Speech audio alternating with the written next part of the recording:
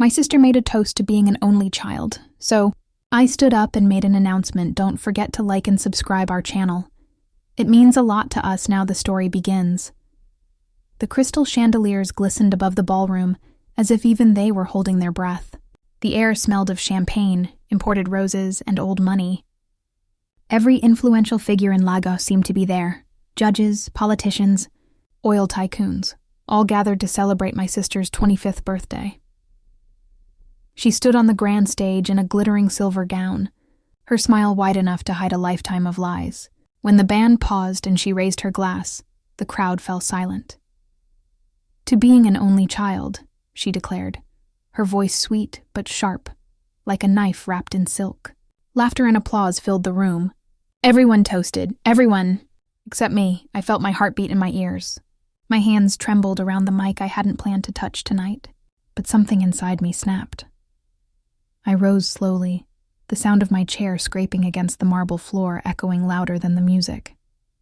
And when I finally spoke into the microphone, the room froze. "Actually," I said, smiling just like her, "there's something I need to announce too." No one knew the storm had only begun. Before that night, our family looked perfect from the outside, like something pulled straight out of a luxury magazine. Our father, Chief Obiora Nwosu, was one of Lagos's most powerful businessmen. His oil company had government contracts, international partners, and enough influence to silence scandals before they ever hit the newspapers. Our mansion sat on the shores of Banana Island, where every gate was guarded, every wall dripped with wealth, and every neighbor had a story they'd pay to keep buried. Growing up, I used to watch the yachts pass by from my window and wonder what kind of secrets floated with them. My sister Chimamanda, or Manda, as everyone called her, was the star of the family. She was beautiful, confident, and always knew how to command a room. Even at 16, she had that Lagos big girl energy, designer handbags, front row seats at fashion shows, and friends whose fathers signed billion naira deals over brunch. I, on the other hand, was the ghost in the Golden Palace. My mother, Ngozi, had been our father's second wife, the quiet one. She passed away when I was 9, and after that, my presence in the mansion became more like a tolerated shadow. While Manda was raised under chandeliers, I grew up in the mansion's quiet corners, watching, listening, never truly belonging. Despite that, we were bound by blood. Or so I thought. Our father's birthday parties were legendary, but Manda's 25th had taken things to another level. A 5-star hotel ballroom was transformed into a golden wonderland. Floor-length drapes, candelabras, imported roses, and a stage that looked like it was built for royalty. Influencers were posting Instagram stories the moment they walked in, and the band played high-life music with a modern twist that made the crowd sway like they were born for luxury. Manda had been rehearsing her grand speech for weeks. She loved drama almost as much as she loved attention. That night, she looked like a queen, the kind of queen who smiled sweetly while plotting her enemy's downfall. And me? I stood at the back of the room in a simple but elegant black gown, watching her from a distance. I didn't crave the spotlight, but I had a truth that deserved to be heard. Growing up, there were whispers, half-heard conversations between staff, phone calls my father would quickly end when I entered the room. Once, when I was 13, I overheard my aunt say, "You know she doesn't even know the full story." I asked what she meant, but she changed the topic faster than Harmattan wind. My mother had once told me, "One day you'll understand why some truths are hidden in golden boxes." At the time, I didn't get it, but a few months before Manda's birthday, I found that box. Literally. It was tucked away in my late mother's old trunk, wrapped in faded Ankara cloth. Inside were documents, photos, and a birth certificate that made my hands shake. The name on it wasn't mine, but it was connected to her, the woman who had once worked in our house before mysteriously vanishing. That discovery lit a quiet fire inside me. For weeks, I walked through the mansion like a stranger carrying a bomb no one else could see. Manda went on with her glamorous life, oblivious to the storm building just behind her back.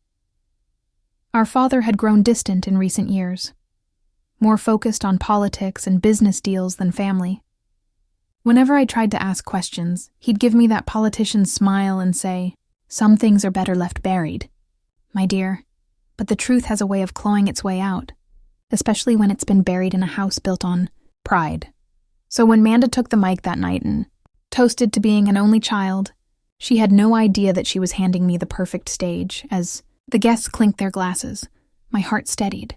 The years of whispers, secrets, and shadows were about to end. I wasn't just the forgotten daughter anymore. I was about to become the one who shattered the illusion. In Lagos, secrets don't stay buried. They simply wait for the right microphone. The moment I stood with the microphone in my hand, a wave of silence rolled through the ballroom. The band stopped mid-note. The MC's smile faltered. Even the chandeliers seemed to hum quietly, as though sensing what was about to happen. Manda's perfect smile twitched. "Sister," she said, tilting her head, "this is my moment." "Sit down," but I didn't. I turned toward the crowd, their jeweled eyes fixed on me.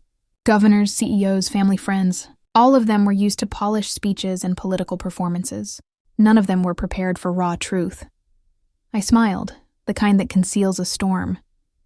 "Thank you, Manda," I began. "Your toast was beautiful, but before we all raise our glasses, there's something my late mother wanted the world to know. Something buried long before any of us were ready to hear it." A soft murmur rippled through the guests. My father's face stiffened, that same politician's mask perfected over decades. Manda laughed nervously, trying to brush it off. "You see why we don't give her champagne," she joked, but her voice cracked at the end. I reached into my clutch and pulled out a yellowed birth certificate, folded carefully. "This," I said, holding it up to the stage lights, "was found in my mother's trunk 3 months ago. And it changes everything." The flashback burned through my mind as I spoke. 3 months earlier, I had sat cross-legged on the floor of my late mother's old room, a room no one had entered since her passing. The scent of her perfume lingered faintly in the air. I'd opened the trunk looking for a family photo, but found something else, a file wrapped in Ankara cloth. Inside were legal papers, receipts for hospital bills, and a faded photograph of a young woman in a maid's uniform, her eyes hauntingly familiar. She stood beside a little girl who looked exactly like me, but the name on the birth certificate wasn't mine. It belonged to Chisholm, the daughter of my father and a housemaid named Amaka. The certificate listed my father as the father. My father. It also revealed something else. My mother had legally adopted Chisholm when she was just a year old. She'd taken her in quietly and renamed her me. At first, I didn't want to believe it. I confronted one of the older house staff, Mama Nkem, who had served our family since before I was born. She'd always treated me like her own child. When I showed her the photo, her eyes filled with tears. "My Pekin," she whispered in Igbo, her hands trembling. "You don't know what happened that year. Your father, he made a mistake. A big one. Amaka was only 17. When the truth came out, your mama couldn't have children anymore. But instead of letting shame destroy her, she took you in. She gave you her name, her love, her everything. Why didn't anyone tell me?" I asked. "Because power," she said simply, "and pride. Chief wanted the world to see perfection, not scandal." That truth simmered inside me like kerosene on hot coals. Meanwhile, Manda continued living like the crowned princess, oblivious that the family portrait hanging in the living room had a secret painted right into it. The night of her birthday, as the ballroom lights shimmered on the gold walls, I decided to let that truth breathe. Manda took a step forward on stage, her heels clicking like warning shots. "Enough!" she hissed through clenched teeth. "If you're trying to ruin my birthday, I'm not trying," I said, my voice cutting cleanly through the tension. "I'm succeeding," gasps. Someone dropped a champagne flute. My father stood slowly, adjusting his agbada, his voice low but deadly. "This is not the time or place," he warned. I turned to him. "Then when, father? When exactly is the time to tell your real daughter who she is? When you're buried 6 feet under and the lawyers fight over your estate?" A single camera flash popped. One of the influencers had started recording. Suddenly, everyone had their phones out. This wasn't just a family moment anymore. It was a public unmasking. The atmosphere thickened like Lagos air before a thunderstorm. I held up the document. This says I was born as Chisamamaka, not Ngozi Obiora. My biological mother worked here. She disappeared after a scandal. My adoptive mother, the woman you all called graceful, kind, perfect, took me in to protect this family's reputation. And my dear sister, I turned to Manda, who was shaking with rage. Your toast to being an only child? It was cute, but unfortunately, wrong. The room broke into murmurs, some sympathetic, others scandalized. Old family friends exchanged knowing looks. The media blogger smelled blood. Manda lunged forward, grabbing the mic from me. You liar! You're just jealous because you're not blood. You were always the outsider. Her voice cracked, tears filling her eyes. Daddy, tell them she's lying. Tell them! But our father didn't speak. He stared at me. Not with anger, but with something else. Something like guilt. That silence was louder than any confession. See? I whispered into the mic. Even his silence knows the truth. Manda's mascara began to streak down her face. This is my birthday, she cried. My night. How dare you? How dare I exist? I shot back. For years you treated me like I was beneath you. Like I didn't belong? Well, here's the thing, Manda. I do belong. Maybe not the way you imagined, but the truth doesn't need your permission to breathe. In the back of the room, Aunt Ifeoma stood abruptly. She was one of our father's sisters. Elegant, powerful, always wearing traditional wrappers like armor. Her voice boomed across the hall. It's true. I told him years ago to tell the girls the truth, but he was too proud. He thought he could bury it forever. The entire hall erupted. This wasn't just family drama anymore. It was a public scandal that would ripple through Lagos society for months. My father clenched his fists. Enough! He roared, but his voice came too late. The storm had already started. That night, I didn't just expose a secret. I fractured the image that held our family together. But I wasn't done, because tucked inside that same Ankara-wrapped file was something far worse than a birth certificate, something that didn't just question bloodlines. It questioned inheritance, and that was the part I hadn't revealed yet. In Lagos, blood may define lineage, but truth decides who holds the mic. The hall buzzed like a disturbed beehive. Guests whispered in Yoruba, Igbo, English, voices blending into one electric hum of scandal. Manda was still clutching the mic with shaking hands, mascara bleeding down her cheeks like black tears. My father's political allies exchanged uneasy glances. The bloggers were live streaming. There was no going back.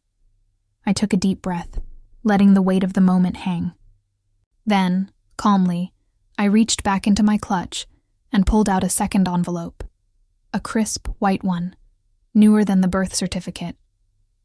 I held it up slowly, letting the cameras catch the gesture. This, I said, is my mother's final letter. She wrote it shortly before she died, and it contains something none of you are ready for. The crowd hushed. Even the band members froze mid-gesture. My father's voice cut through the air, stern and desperate. Stop this now. I looked at him. The same man who built an empire on speeches, secrets, and silence. No, Daddy, I replied softly but firmly. You've controlled the narrative for too long.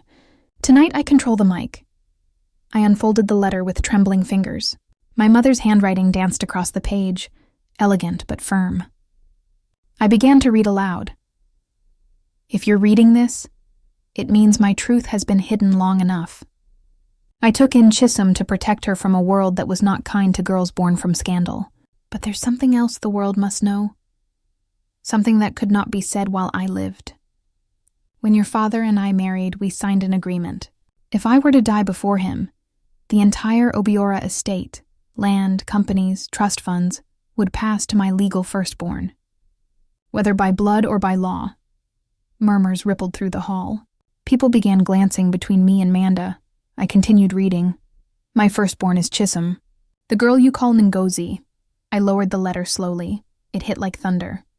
The Obiora Empire, worth billions in naira and foreign assets, was legally mine. Not Manda's. Not the Golden Daughters. Mine. Manda's scream pierced the hall. Lies, this is a setup. She turned wildly to our father. Tell them this is fake. Tell them. But his face said it all. His jaw clenched, eyes downcast. a man cornered by his own decisions. One of the family lawyers, seated near the front, stood up hesitantly. "Chief," he said, "I've seen that letter. Your late wife had it notarized before she passed." "It's legitimate," the room exploded. Guests gasped, shouted, recorded. Someone exclaimed in Yoruba, "Huh. It don't happen!" Manda stumbled back like she'd been slapped. Her entire life, her crown, had just been pulled from under her stilettos. I folded the letter back carefully and looked at her. "You wanted to toast to being an only child," I said softly. "But it turns out I'm the one holding the family's future. Everything you thought belonged to you doesn't." Her eyes burned with rage. "You'll regret this," she hissed. "You think you can take my life from me?" Over my dead body, I met her glare with calm steel. "No, Manda, not your dead body, just the truth." In that moment, the power dynamic shifted. For years, I was the quiet adopted daughter, tolerated but never fully embraced. But now, in front of Lagos's elite, I wasn't just Chisholm. I was the legal heiress to everything. And Manda? She wasn't the shining princess anymore. She was the dethroned queen, cornered and desperate. But the storm wasn't done. Because when wealth, pride, and legacy collide in Lagos, bloodlines are only the beginning. The real war starts when the papers are signed. The mic had revealed more than secrets. It had rewritten destiny. The ballroom that once sparkled with champagne and laughter now felt like the eye of a hurricane. The chandeliers still glimmered above, but the warmth had bled from the room. It was no longer a birthday party. It was a courtroom. Manda stood at the edge of the stage, breathing hard like a cornered lioness. Her silver gown shimmered under the spotlights, but her power had dimmed. I stood across from her, clutching the letter that had just detonated her world. The crowd pressed closer, phones held high, their whispers swelling into a roar. Our father finally stepped forward, his agbada trailing like the robe of a guilty king. "Enough," he said, voice trembling. "This family matter ends here. Now." But nobody listened. "Not anymore," Manda snapped. "You've always hated me," she shouted, pointing at me. "You envied everything I had, the dresses, the attention, Daddy's love. You waited until my night to destroy me. How evil can you be?" I stared at her, my pulse steady. "Manda, I didn't make the letter. I didn't create the truth. I only opened it." Her voice cracked. "No, you planned this. You wanted to humiliate me. You're not even blood." Her words hung like knives. The guests gasped. Somewhere near the bar, a man muttered in Yoruba, "Chai, this one don't pass Nollywood-o." I took a step forward. "You're right. I'm not blood. But guess what? Your father's signature made me legal. The empire you're clinging to, it's mine by law. By our mother's will. She chose me. You just assumed it was your birthright." Manda's face twisted, ugly with rage and fear. "Daddy," she screamed. "Say something." Our father didn't look at her. He turned to me, his eyes full of guilt, pride shattered. "Ngozi Galse Chisholm," I corrected, softly but firmly. For a split second he faltered. The name, my real name, struck him like a bell. He looked away. "Chisholm, I thought I was protecting you both. I didn't want the world to tear us apart." "The world didn't," I said. "You did, with your silence." The room's tension tightened like a drum. One of my father's oldest political allies, Uncle Nduka, rose from his seat. "Chief," he said slowly, "this isn't just a family scandal anymore. If this letter is real, then your daughter," he pointed at me, "is now the legal heir to the Obiora holdings. You know what that means. Board seats, land titles, control of the trust." Another businessman added, "And if the press gets this video," he gestured toward the crowd with their phones, "Lagos will feast on this by morning. Elections, contracts, everything will be questioned." Panic flickered through my father's eyes. This was bigger than his daughters now. His entire legacy was teetering on a microphone. Manda's tears hardened into fury. She lunged toward me, heels clacking like gunshots on marble. Before anyone could react, she snatched the letter from my hand and tore it in half with shaking fingers. Gasps erupted. "You can't take what doesn't exist," she screamed. "If the letter's gone, your claim is gone." I didn't flinch. Slowly, I reached into my clutch and pulled out a flash drive. "Oh, sweetheart," I said, voice like velvet and steel. "Did you really think I'd bring the only copy?" The crowd roared with laughter, shock, and delight. Someone even clapped, her face drained of color. That was when my father finally snapped. "Mandisa!" he bellowed, using her full name. The ballroom froze. Enough of this shame. "This is not how I raised you!" She spun on him, furious. "No, Daddy. This is exactly how you raised us.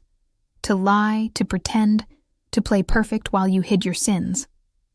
You let her live under our roof like a charity case while I was groomed to be your princess. And now she gets everything?" His voice broke.